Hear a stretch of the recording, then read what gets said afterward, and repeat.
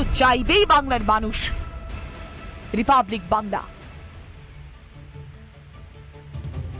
যখন বেআইনি নির্মাণ জবরদখল নিয়ে নবান্নে বসে মুখ্যমন্ত্রী মমতা বন্দ্যোপাধ্যায় একের পর এক মন্ত্রীকে দায়ী করছেন, একের পর এক সরকারি আধিকারিককে দায়ী করছেন, ঠিক সেই সময় পোর্ট ট্রাস্টের জমিতে তৃণমূলের পার্টি অফিস ভাঙতে গেলে মাঝেরহাটে তুমুল উত্তেজনা। পুলিশকে ঘিরে বিক্ষোভ দেখায় তৃণমূল সমর্থকরা। বেআইনি দোকান উচ্ছেদেও বাধার মুখে পড়তে হচ্ছে পুলিশ ও পোর্ট ট্রাস্টের আইনজীবীকে। এই ছবি রাজ্যে মুখ্যমন্ত্রীর হাতে আদেও কি কন্ট্রোল রয়েছে প্রশ্ন করছেন বিরোধীরা।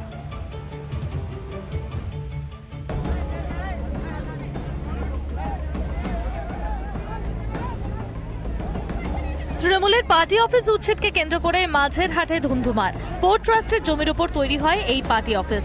হাইকোর্টের নির্দেশ পেয়ে সোমবার উচ্ছেদ অভিযানে যায় পুলিশ, সঙ্গে ছিলেন পোর্ট ট্রাস্টের আইনজীবী।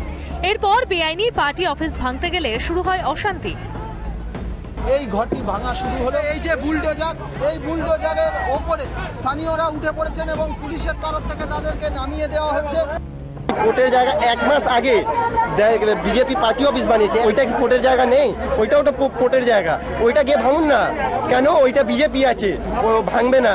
কোর্টের অর্ডার হয়েছে, তারপরে এসছি। ইভেন আজকে সকালবেলা পুলিশ গিয়েছিল কোর্টের অর্ডার চেঞ্জ করার জন্য, পুলিশ কোর্ট তাড়িয়ে দিয়েছে, বলেছে আগে গিয়ে কাজ করো, তারপরে কিছু হলে তখন আসতে। এখন এখানে এসে এখন যদি পুলিশ অ্যাসিস্ট্যান্স না করে তাহলে তো কিছু করার নেই। এই ফুটপাতের উপরেই বিভিন্ন দোকান সহ রয়েছে একটি ক্লাব। এই ক্লাব ঘরই এখন অঙ্গনবাড়ি কেন্দ্রের ঠিকানা। সেই ক্লাব ঘর ভাঙা ঘিরেও নতুন করে উত্তেজনা ছড়ায়। আমরা চাইছি আমাদের স্কুল যেমন বেঁচে থাকে, আমাদের বাচ্চাদের ভবিষ্যৎ যেমন হয়, আমরা এটাই চাইছি। অন্য জায়গায় একটা স্কুল পড়াশোনার জন্য বাচ্চাদের জন্য একটা সুবিধা করে দিক, ব্যাস, আর কিছু দরকার নেই। বন্দর আধিকারিকদের দাবি, এই রাস্তার পিছনে পোর্টের একটি হাসপাতাল আছে, সেখানে যাওয়ার রাস্তা তৈরি করতেই ভাঙা হচ্ছে অবৈধ নির্মাণ। পিছনে একটা হসপিটাল, পাবলিক হসপিটাল, এতগুলো মানে লোক আসা যাওয়ার জন্য তো রোড লাগবে। এইভাবে ইনক্রস থাকলে সবাইকে সুবিধা হবে, এটা পাবলিকের জন্য করা হয়েছে। সব মিলিয়ে অবৈধ নির্মাণে বুলডোজার ঘিরে দিনভর উত্তপ্ত রইল মাঝেরহাট। রাজু মুখার্জি ও সৈকত পালের report, Republic Bangla. Sister Nivedita University, Kolkata. For higher education and research, reinvent yourself. বারুইপুরে পুকুর থেকে তরুণীর দেহ উদ্ধার, ধর্ষণ করে খুনের অভিযোগ পরিবারের। ঘটনার তদন্তে নেমে দুজনকে গ্রেপ্তার করা হয়েছে বারুইপুর থানার পুলিশের তরফ থেকে। শিলিগুড়িতে ডাকাতের ছক বানচাল পুলিশের। দার্জিলিং মোড় এলাকা থেকে 3 দুষ্কৃতীকে গ্রেপ্তার প্রধাননগর থানার পুলিশের। ধৃতদের কাছ থেকে উদ্ধার ধারালো অস্ত্র। কলেজে ভর্তির প্রথম দিনেই পূর্ব বর্ধমানে মুখ থুবড়ে পড়ল রাজ্যের ভর্তির পোর্টাল। সোমবার সকাল থেকে হয়রানির শিকার ছাত্রছাত্রীরা। অভিযোগ তুলে জেলায় 19টি হেল্প ডেস্ক এসএফআইআর, যদিও অভিযোগ মানতে নারাজ তৃণমূল ছাত্র পরিষদ। নামী সংস্থায় চাকরি পাইয়ে দেবার নামে প্রতারণা, দফায় দফায় টাকা আদায়। বাঁকুড়ার সিমলাপাল থেকে অভিযুক্ত যুবককে গ্রেপ্তার পুলিশের। দ্রুতকে 3 দিনের পুলিশি হেফাজতের নির্দেশ আদালত। হাওড়ায় ভাঙলো বেআইনি মদের ঠেক ভেঙে আগুন ধরিয়ে দিল মহিলারা। বাঁশ লাঠি নিয়ে চড়া হয় মহিলারা। হাওড়ার জগৎবল্লভপুরের ঘটনা। স্থানীয় মহিলাদের অভিযোগ, পুলিশকে জানিয়েও কাজ হয়। Sister Nivedita University, Kolkata. For higher education and research, reinvent yourself.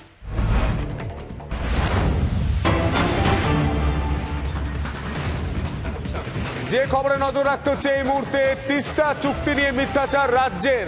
Teesta চুক্তি নিয়ে মিথ্যে দাবি রাজ্যের। পশ্চিমবঙ্গকে বাদ রেখে আলোচনা হয়নি। 2023 জুলাই রাজ্যের কাছে নাম চায় কেন্দ্র।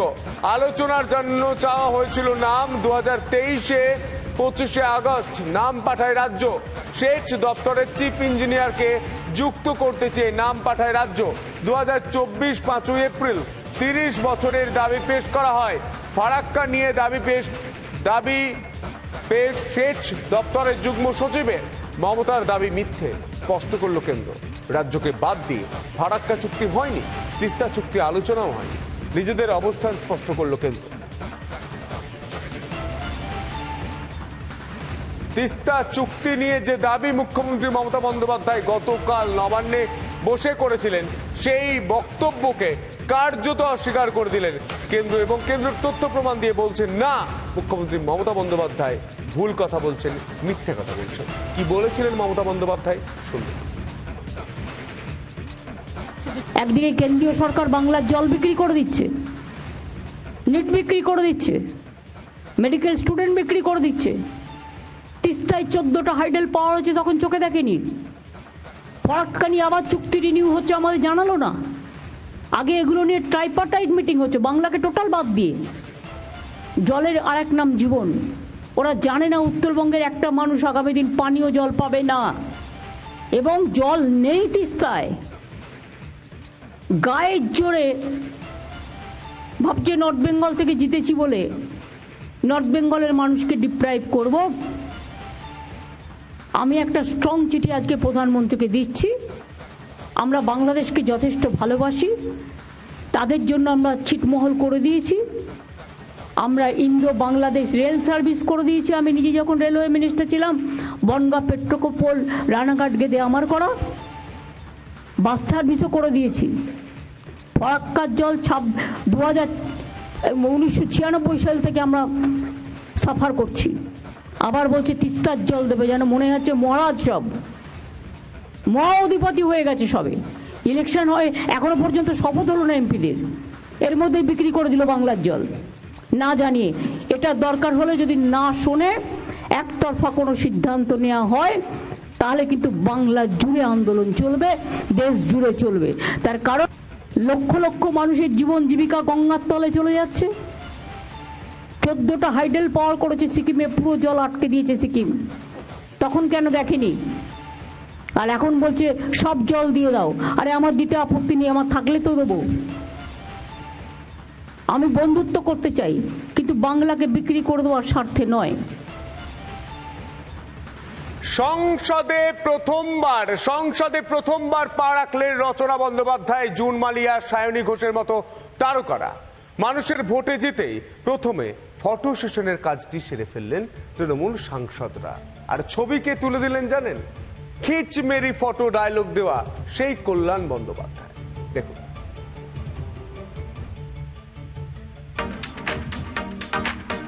কি ছবিটা দেখে কিছু মনে পড়ছে? সংসদে মিমি আর নুসরাতের ছবি। 2019-এ লোকসভা ভোটে জিতেই ছবি তোলার হিড়িক পড়েছিল এই দুই তারকা সাংসদের। ঝড়ের গতিতে ভাইরাল হয়েছিল সেই ছবি, সমালোচনাও কম হয়নি। কিন্তু এসব সমালোচনায় মাথা ঘামিয়ে ছবি তোলার মুড নষ্ট করলে কি চলে? বছর বদলেছে, সাংসদ বদলেছে, বদলায়নি তৃণমূল সাংসদদের ছবি তোলার আগ্রহ। কেন বলছি? তবে দেখুন এই ছবি। সংসদ ভবনে পা দিয়েই ছবি তুলতে পোজ দিয়ে ফেললেন রচনা বন্দ্যোপাধ্যায়, জুন মালিয়া, সায়নী ঘোষেরা। কখনো হলো গ্রুপি, কখনো আবার একা দাঁড়িয়ে ছবি। শুধু রচনা জুনই নন, ছবি তুললেন আরামবাগের তৃণমূল সাংসদ মিতালি বাগ, বর্ধমান পূর্বের সাংসদ শর্মিলা সরকার, মথুরাপুরের সাংসদ বাপি হালদারও। তবে আরেকজনের কথা যে না বললেই নয়, তিনি হলেন শ্রীরামপুরের 4 বারের সাংসদ কল্যাণ বন্দ্যোপাধ্যায়। কল্যাণ শুধু উপরাষ্ট্রপতি তথা রাজ্যসভার চেয়ারম্যান জগদীপ ধনখড়ের অসম্মান করতেই পারদর্শী নন, তিনি নিজে ছবি তুলতে আর ছবি তুলে দিতে সবেতেই সমান দর। সোশ্যাল মিডিয়ায় বিদ্যুতের গতিতে এবার ভাইরাল হয়েছে এই ছবি, যা দেখে অনেকেই বলছেন এটা ছবির ফটোশুটের সেট নয়। আপনারা কি মনে করেছেন ওরা গিয়ে ভারতবর্ষের বৈদেশিক নীতি নিয়ে, ভারতবর্ষের প্রতিরক্ষা নিয়ে, ভারতবর্ষের অর্থনীতি নিয়ে এরা ওখানে গিয়ে আলোচনা করবে? এটা যদি ভেবে থাকেন সেটা আপনার ভাবনার ভুল। ওরা ওখানে গিয়ে সেলফি তুলবে, ওখানে গিয়ে টিকটক করবে। ক্ষেত্রে 3 জন জনপ্রতিনিধি নেওয়া তৃণমূলের, এবং মহিলা বলেই কি তাদের প্রতি এত বিদ্বেষ? বিজেপির মনে মহিলাদের প্রতি যে বিদ্বেষ তা এমনভাবে ফুটে উঠবে সেটা আমরা কল্পনাও করিনি। 3 জন জনপ্রতিনিধি সংসদে গিয়ে, বিশেষ করে নতুন সংসদ ভবন, সেখান থেকে যদি নিজস্ব পোস্ট করে থাকেন, তাতে এত গাত্রদাহ কেন হচ্ছে? অবধি কেন্দ্রীয় সরকারের পূর্ণমন্ত্রীদের মধ্যে শেষ পূর্ণমন্ত্রী কিন্তু প্রণব মুখোপাধ্যায়কে বাদ দিলে মমতা বন্দ্যোপাধ্যায়। সুতরাং এরা ওখানে গিয়ে সেলফি তুলবে কিংবা অন্য সংসদের প্রতিনিধি হিসেবে যে কাজগুলো করার সেগুলো করবে না, এগুলো মানুষ ওদের কাছে কিছু আশা করে না। মানুষ ভোট দিয়েছিল, মমতা বন্দ্যোপাধ্যায়কে দেখেই ভোট দিয়েছিল। সুতরাং এদের দায়িত্বটা অনেকটা কমেই গেছিল। 2014 সালে প্রথমবার সংসদ ভবনে প্রবেশের আগে সংসদ ভবনের মাটি ছুঁয়ে সাষ্টাঙ্গে প্রণাম করেছিলেন প্রধানমন্ত্রী মোদী। আসলে ব্যতিক্রম তো আর উদাহরণ হতে পারে না। এর আগে মুনমুন সেন কিংবা দীপক অধিকারী সংসদে গিয়ে রাজ্যের দাবি দেওয়া কতবার তুলে ধরেছিলেন, মনে করে বলা বড্ড শক্ত। নুসরাত জাহান কিংবা মিমি চক্রবর্তীও তৃণমূল কংগ্রেসের সেই পরম্পরা ভাঙেননি। এবারও রচনা কিংবা জুন সেই পরম্পরা ভাঙবেন কি, নাকি তারাও শুধুই ছবি তোলাতেই ব্যস্ত থাকবেন? জবাব দেবে সময়। রিপাবলিক বাংলা।